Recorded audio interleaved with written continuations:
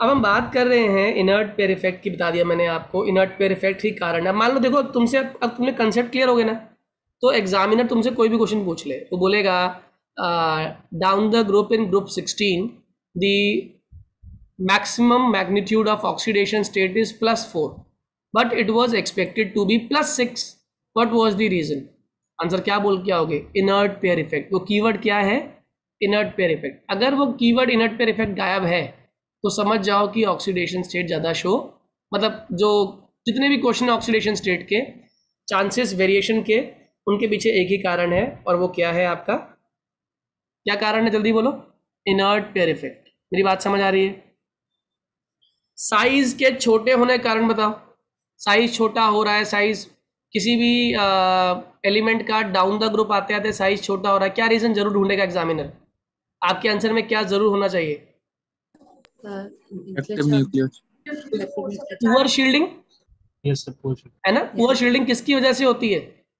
D and F. और आपको बताओ, ईमानदारी से अपने कंसेप्ट क्लियर करना। जब मैं इस चैप्टर की आपको वर्कशीट दूंगा ना, उस वर्कशीट के मैक्सिमम क्वेश्चन आप पढ़ पढ़ के देते जाओगे तुरंत ही। क्यों?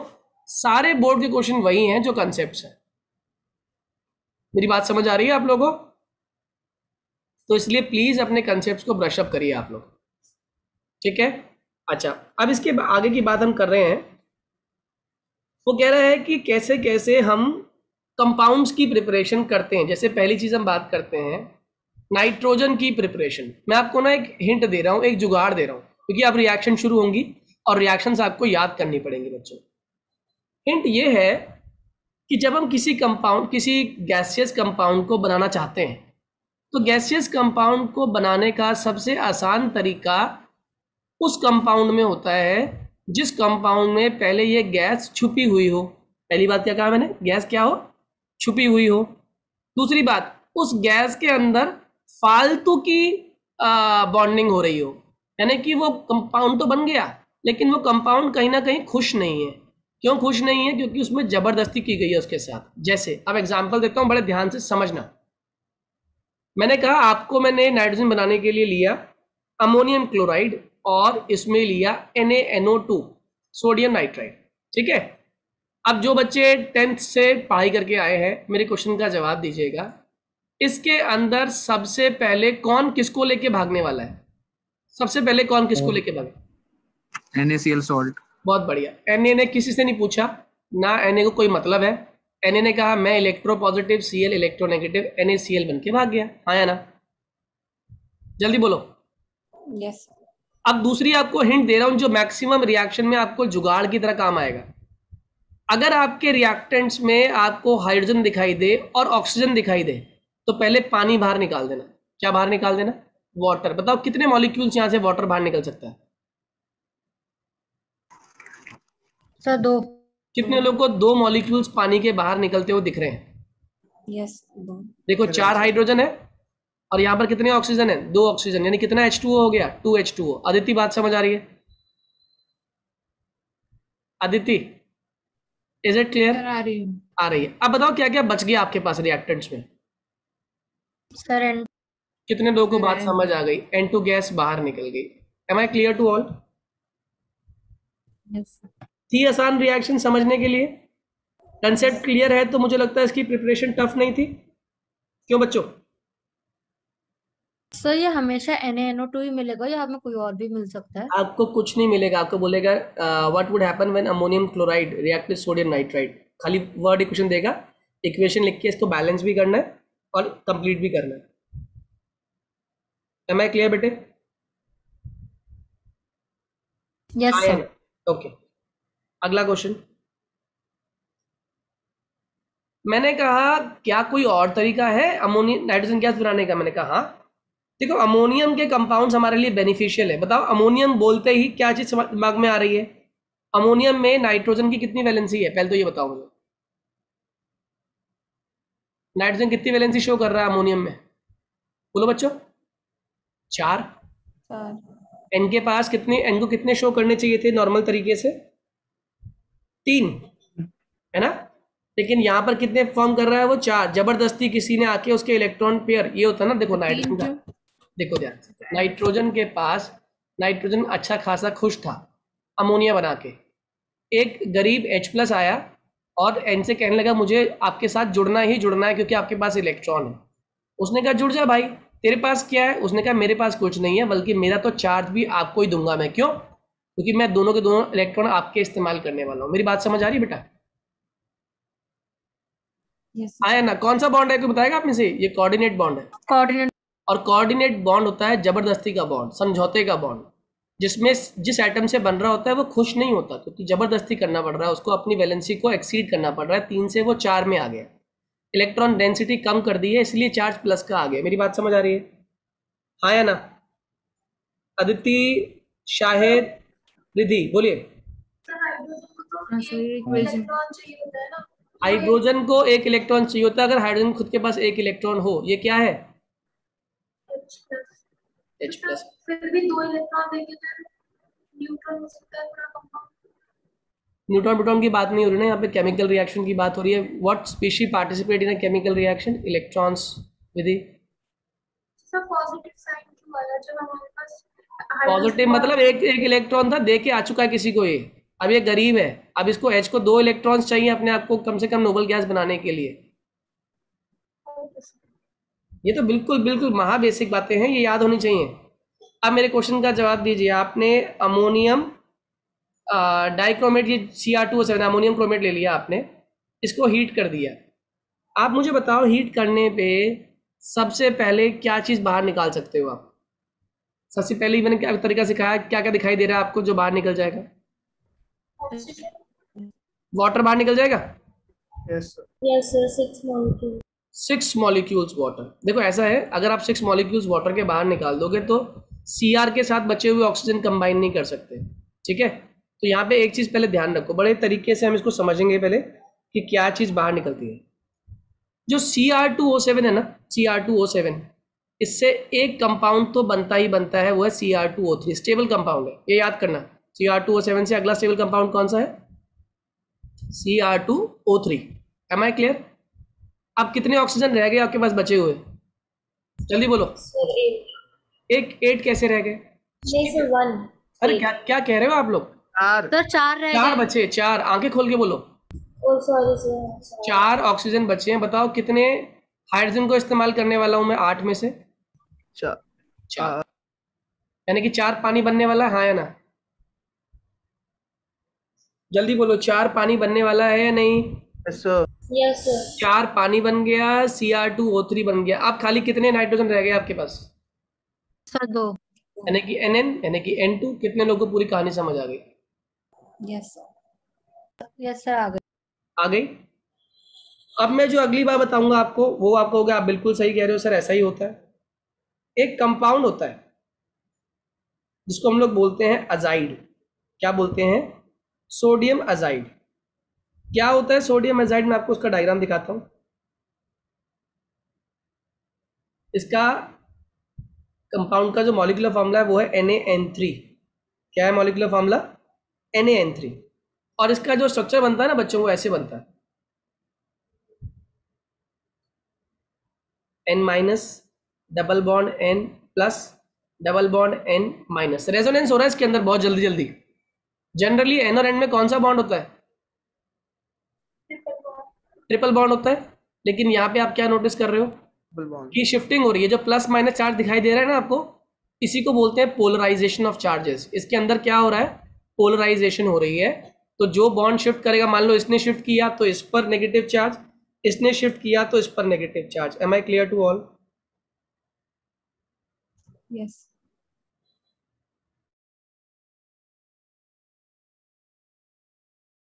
ओके, अब Na_N3 की बात कर रहे हैं। यहाँ पे इसकी विसिनिटी में कौन आया? Na+ आया। कौन आया इसकी विसिनिटी में बेटा? Na+। अब Na+ इससे भी कंबाइन कर सकता है, Na+ इससे भी कंबाइन कर सकता है, हाँ या ना?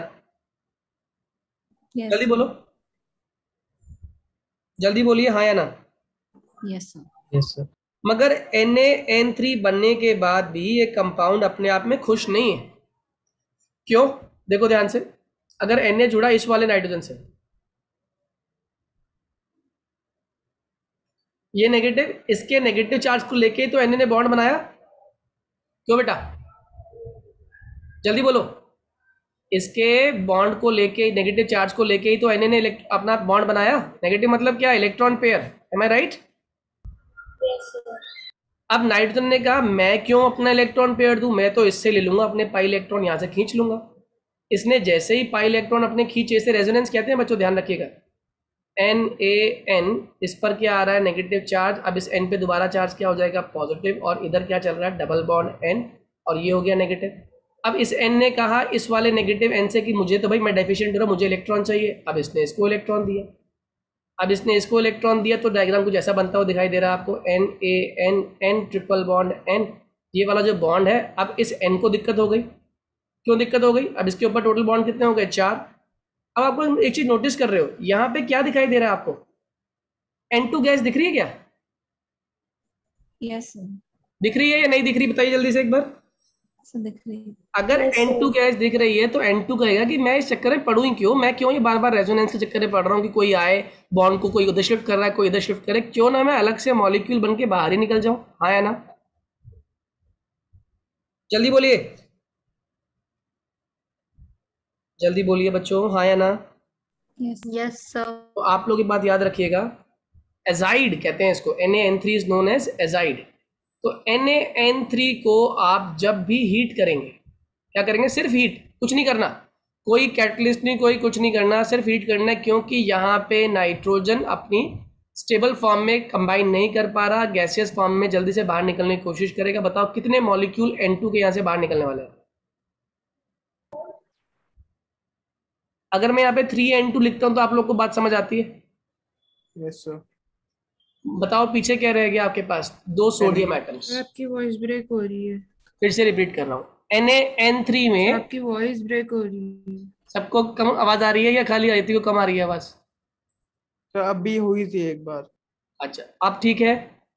Yes sir.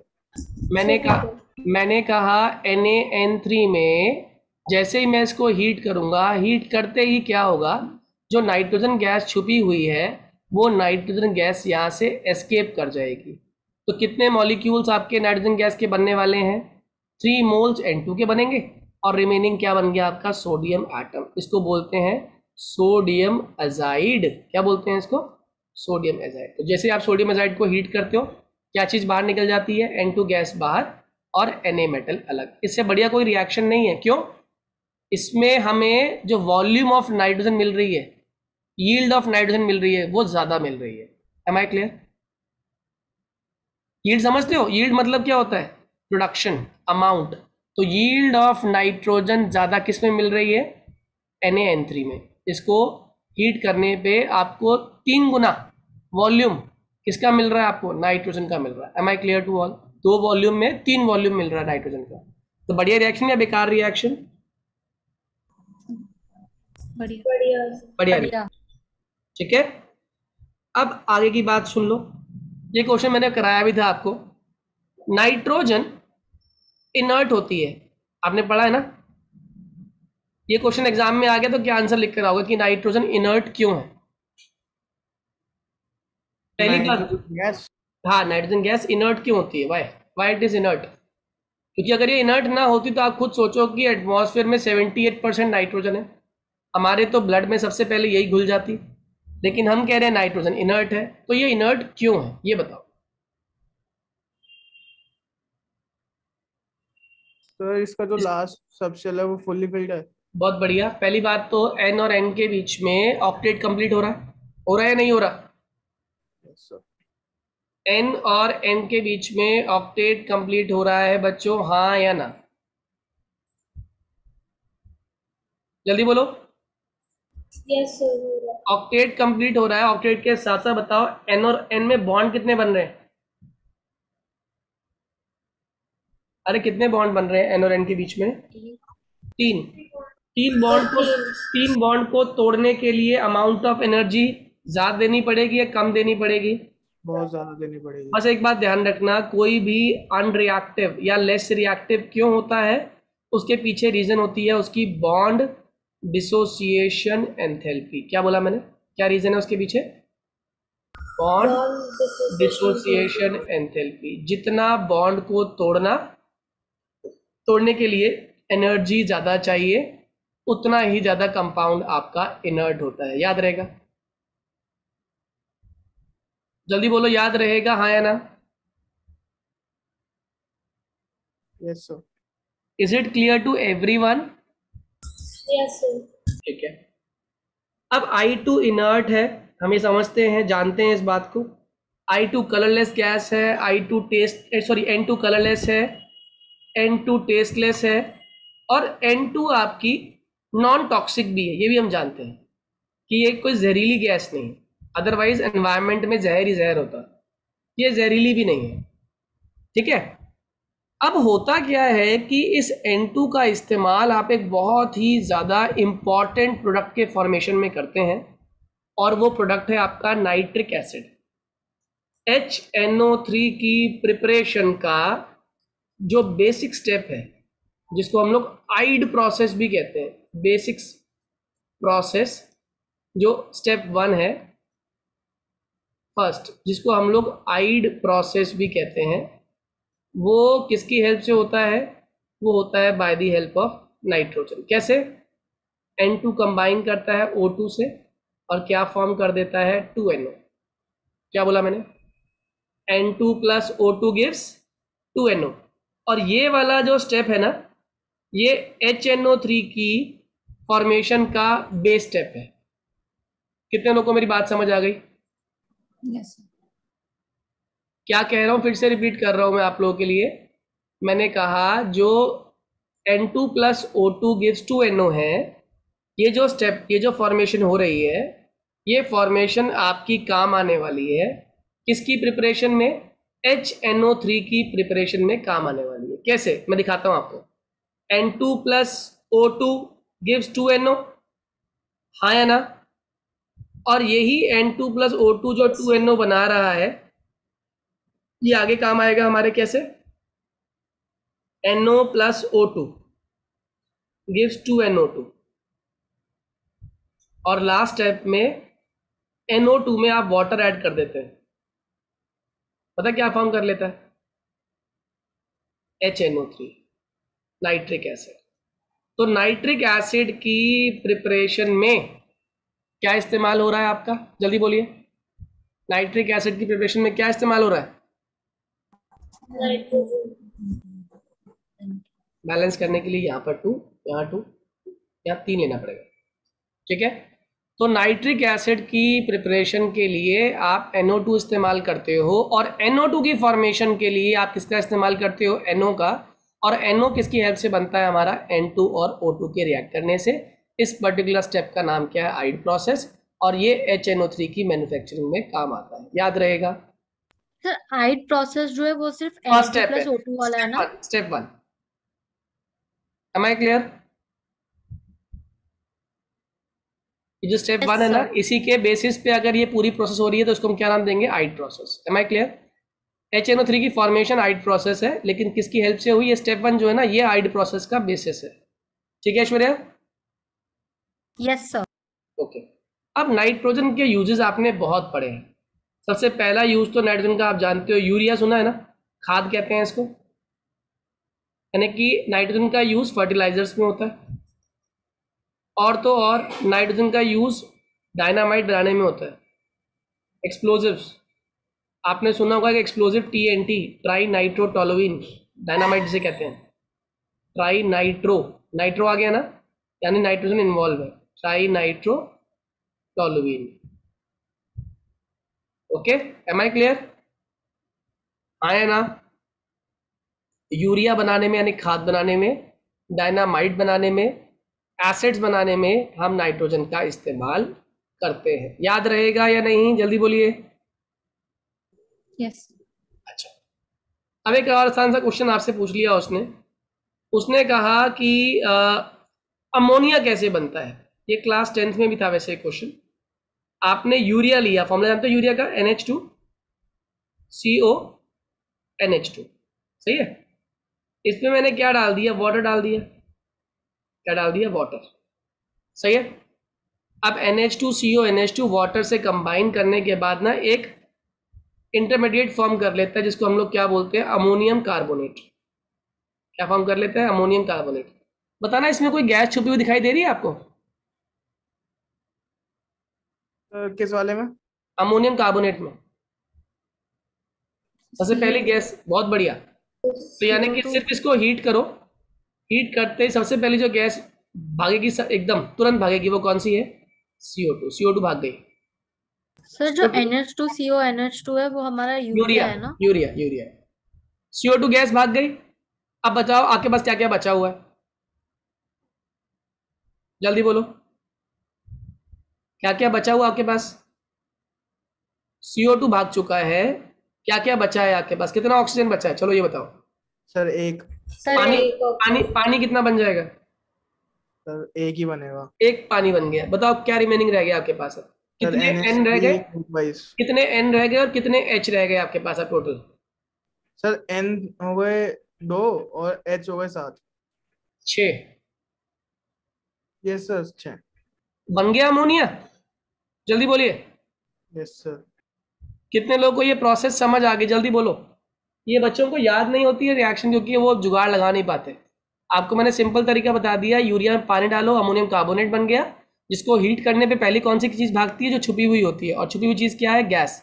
गैस भाग गई CO2। अब बचा हुआ पानी बाहर निकालना। पानी निकालने का मैंने ट्रिक सिखाई थी, जितनी ऑक्सीजन होती है उसके हिसाब से हाइड्रोजन को कंबाइन करा दो। बताओ बचा हुआ जो प्रोडक्ट है वो क्या रह गया आपके पास? 2 N रह गए और 6 हाइड्रोजन, यानी कि 2 moles of ammonia. Am I clear to all? Yes सबको समझ आ गया ये?